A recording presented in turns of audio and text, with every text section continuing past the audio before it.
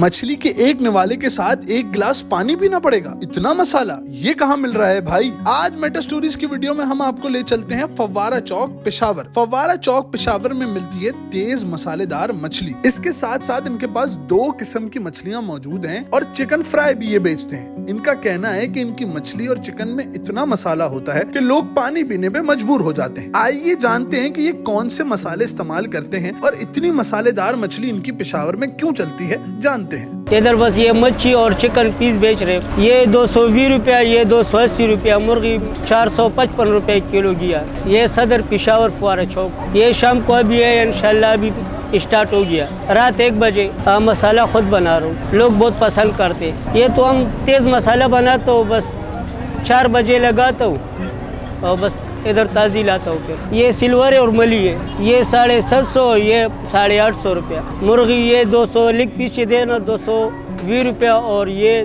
280। बस तेज़ मसाला खाते पारम वाले सारे।